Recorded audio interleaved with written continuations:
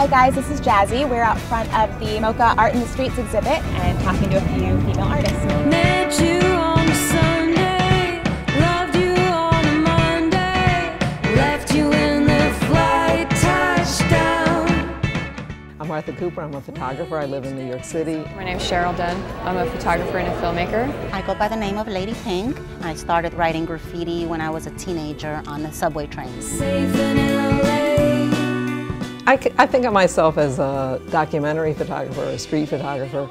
I don't think of myself as an artist. I don't generally know exactly what I'm going to shoot, but I like to go to places where I think there might be something interesting to shoot and go out and look for it. I'm a documentarian, and I think you can't fake to someone that you are into what they're doing, you know. So if you really are psyched on what someone's doing and you're documenting them, I think there's an appreciation. I just made a film about the street photographers, and I interviewed Martha Cooper, and one of her points was like the importance of documenting stuff because it is so fleeting and it takes 1 second to like we get to enjoy it and learn about culture through it. I feel like it's my obligation actually to document artists and their process. While your face is fading.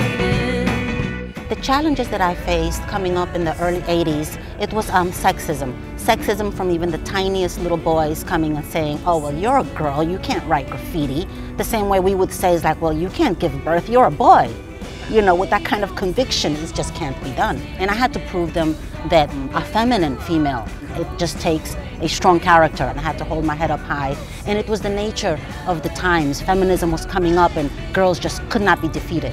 I felt discouraged with the difficulty in really a man's world, a man's field of work, and I was always the only girl. I had to understand the mindset of how I could survive in this world, you know.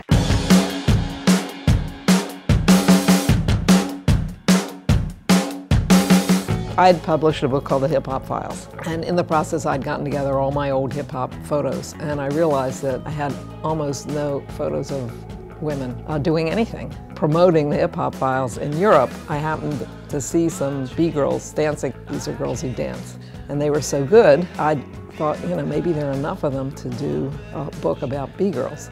And I did. I think our contribution has really been to link the B-girls around the world together. And so as a result of our work, a lot of them are now getting together, having other events. I guess one of the most important lessons that I've learned is perseverance.